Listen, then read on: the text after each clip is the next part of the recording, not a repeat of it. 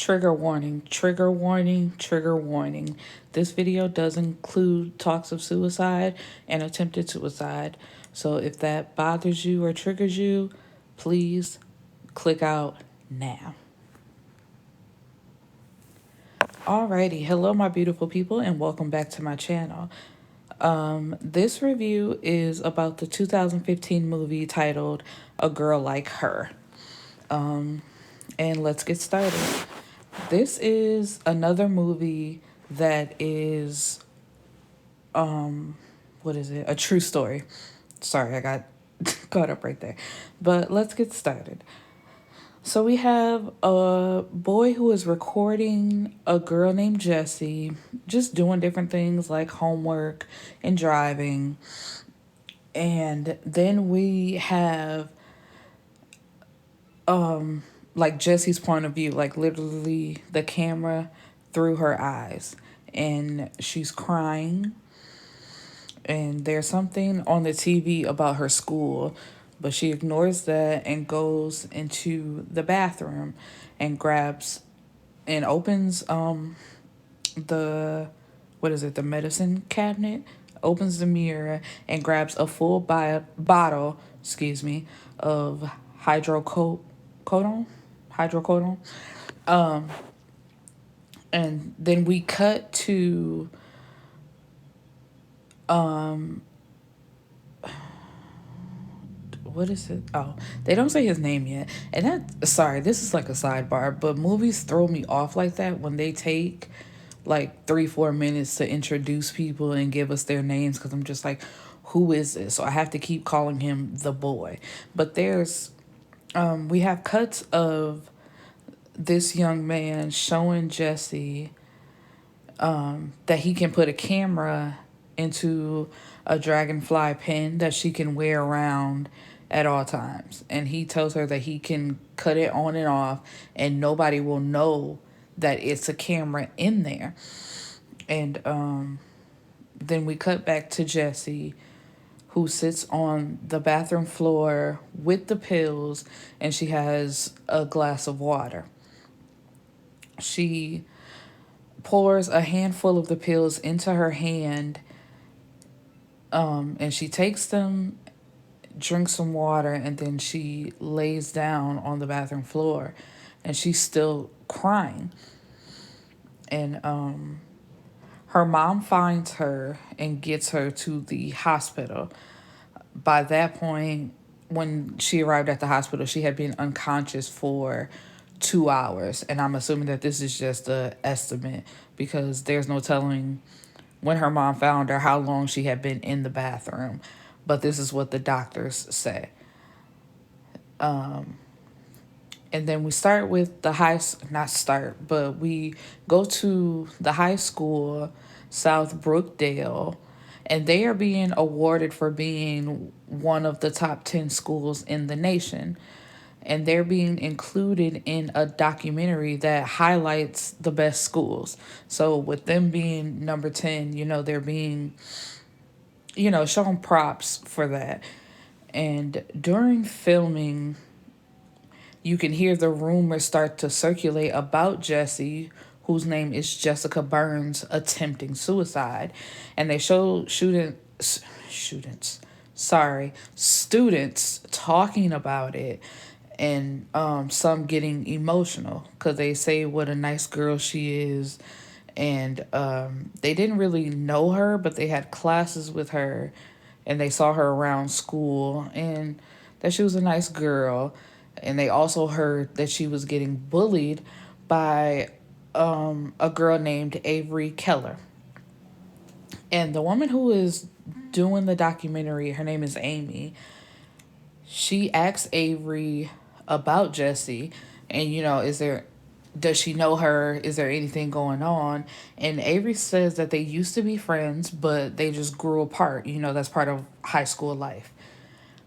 And looking to promote awareness about suicide or attempted suicide, Jessie's parents allow the cameras to follow her progress. She's in a coma, and the doctors encourage them to talk to her. He says that she can hear everything that's going on. So, talk to her, keep her encouraged, and also take care of themselves. Because you can't do any good for her if you're falling apart yourself. And he encourages them to also keep a normal routine. Do all the things you used to do. Don't just stop and be here all the time.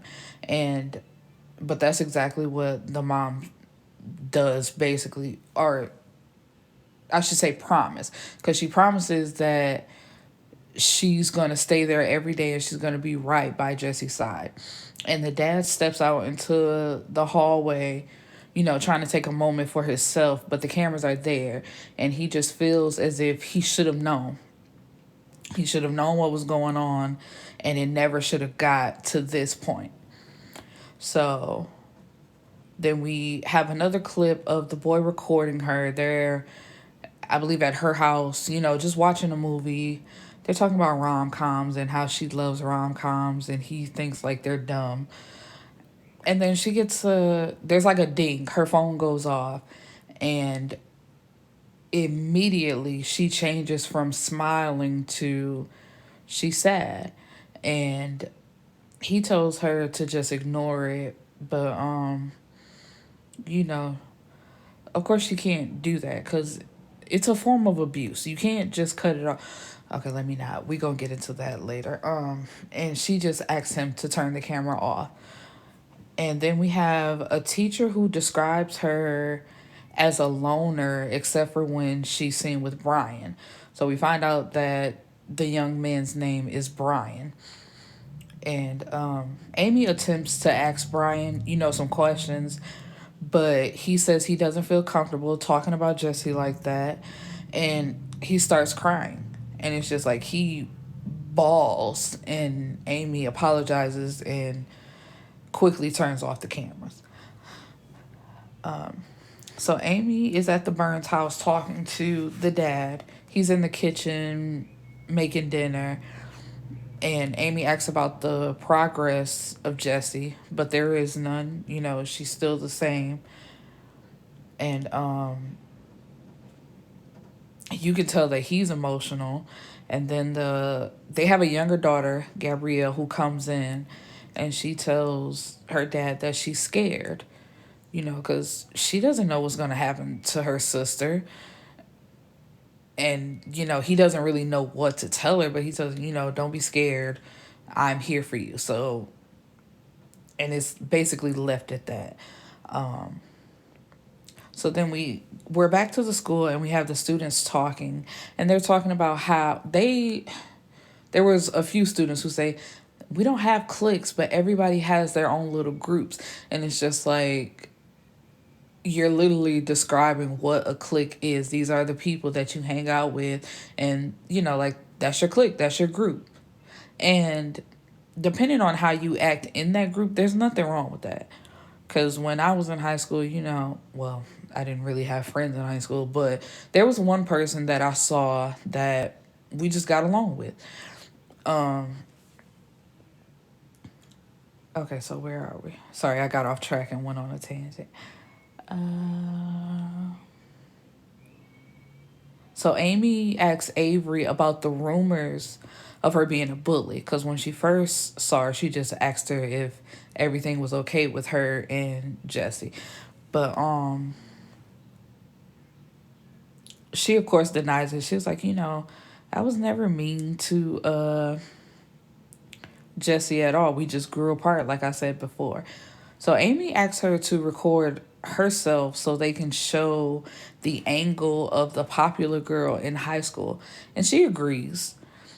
And it's based, when she records herself, it's her showing how nasty she is and how she really is a bully, but she doesn't see it that way.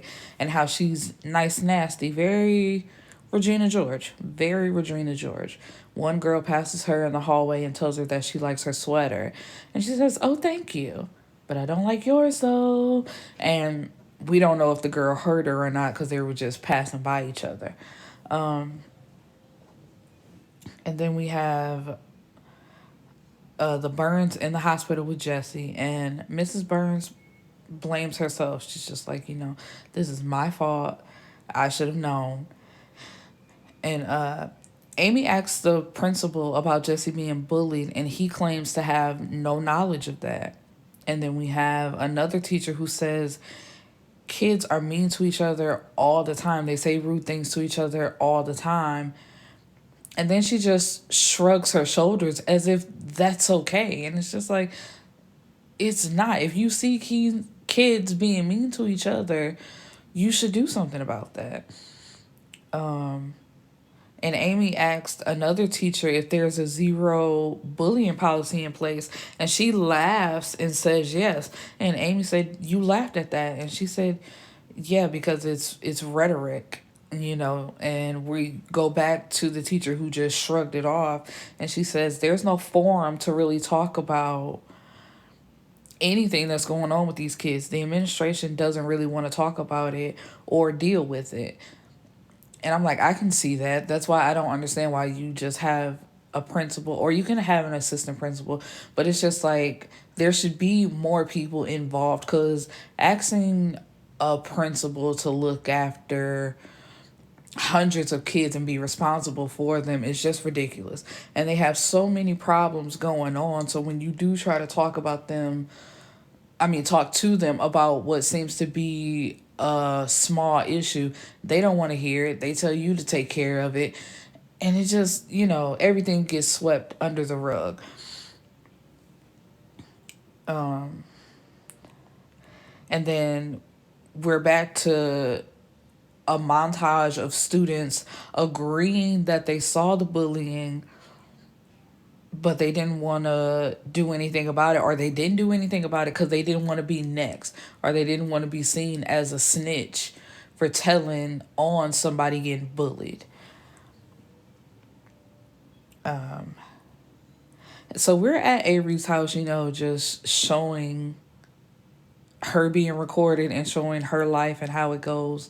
And her mom basically runs the house and tries to make it seem as if they're this perfect, middle class or even rich, I'll say middle class family. And then there was what were they called? Like, they had a speaker come, and somebody brings, because he actually, like, how do you feel safe? Do you feel safe with your friends? And why do you call this person your best friend? And one girl just brings up Jessie, saying that he thinks that's why she committed suicide, or tried to commit suicide, because she didn't feel safe in school. And Brian runs out because, he doesn't want to hear them talk about his friend like that. And it's just like, you didn't really know her, so you really don't have the right to say what you feel was going through her head at that time. And he shows Amy and tells Amy about the recordings that he has of Jessie. Of Jessie, like through the dragonfly pen. And it just shows Avery, sorry, being a terrible person to Jessie. Like, she's just awful, telling her that she should kill herself, asking why doesn't she do everybody a favor? She can't wait till she dies, and that she's just awful and she hates her. And Brian tells Amy that he suspects that when they started high school, and because they're sophomores, I believe, but when they started high school, or it was the 8th grade, Avery was trying to copy off of Jessie's test, and Jessie probably unknowingly moved her arm so to block her paper, and that's just it. And it could be something as minuscule as that, but then it just makes you question, just like, it took something like that for you to be this awful to this girl and tell her that you hate her and that you feel like she should kill herself just because you couldn't copy off her paper and do your work. That makes no sense. And so we have Avery recording again, But now she's showing that her parents are arguing, and her dad is out of work right now. So the mom is basically taking care of the household. So they're arguing about money, about him not cleaning up in the bathroom, not washing his hands. It's just like a lot going on. And then the next day when she gets to school, her friends tell her that there are rumors going around that she's to blame for Jesse's attempted suicide, which causes an argument between the friends because she tells them, we all did this together. It wasn't just me by myself, and it wasn't me being awful to her, like I'm not to blame for anything. That's not my fault. And like I'm not going down by myself. And she walks off. And then the friends who are still standing there, they say, I'm not going down for something that she did. So if she's the reason, it's all on her.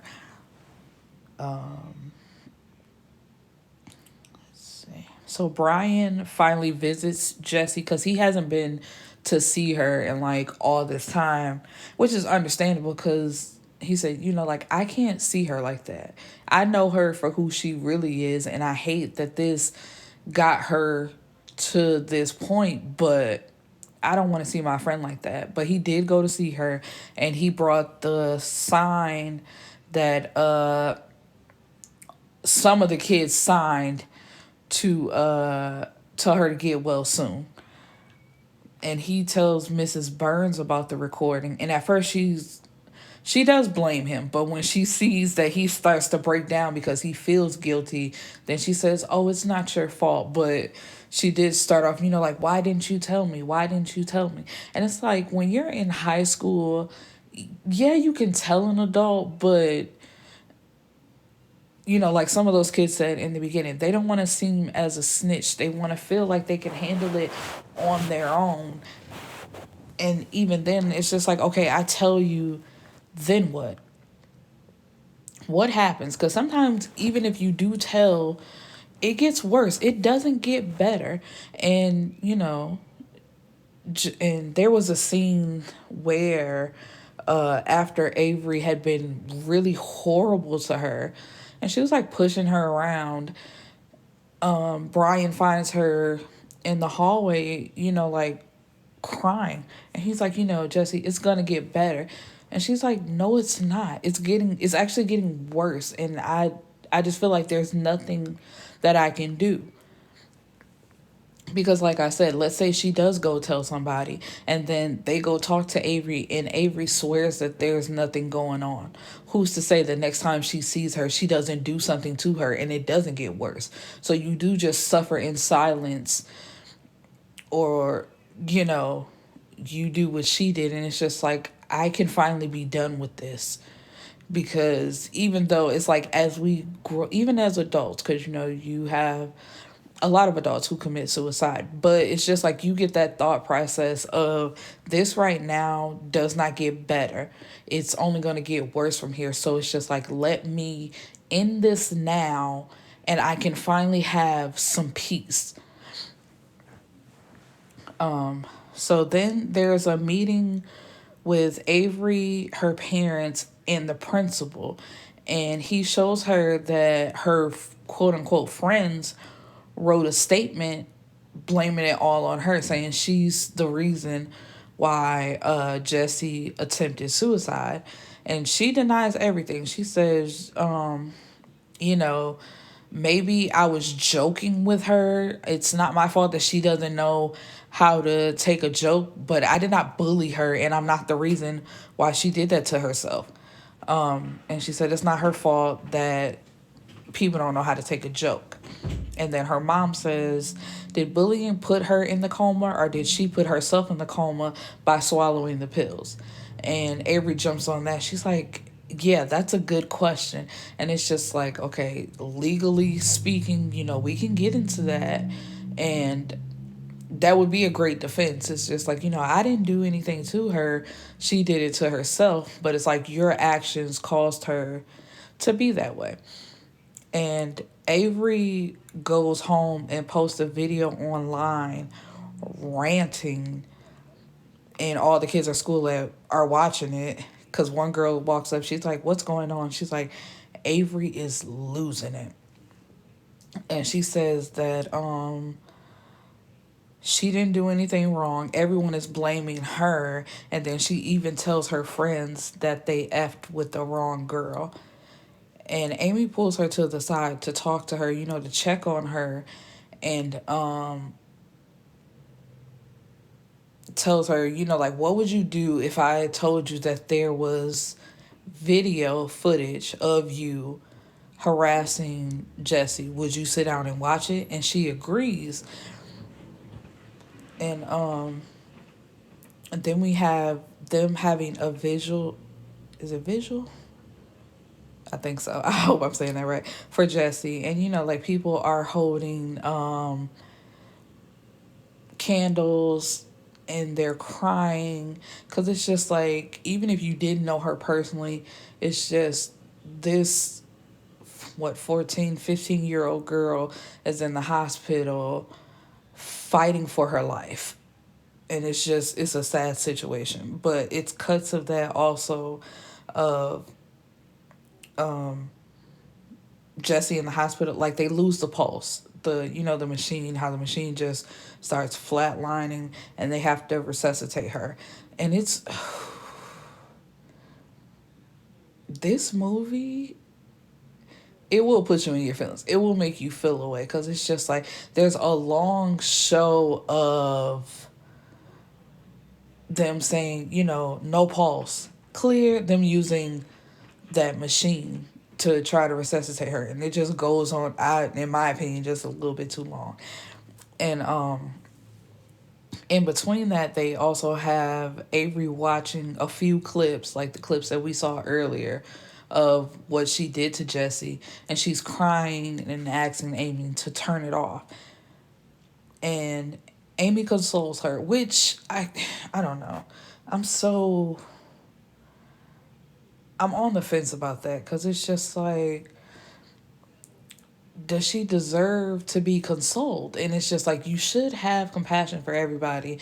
And even with her finally learning that she did something wrong, but it's just like, it was really her crying, and it's just like wanting to make her feel better. But it's like, your tears is not going to help this situation. It's just like, you bullied that girl and you tortured her every day to the point where she felt like she had to do this.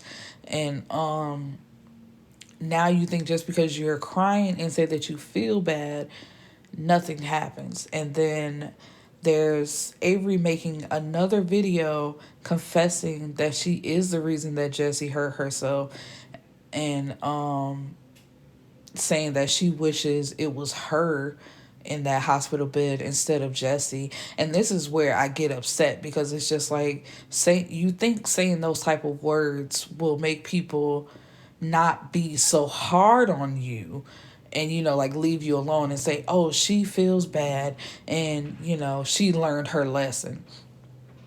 And then she says, hi, my name is Avery Keller, and I'm a bully.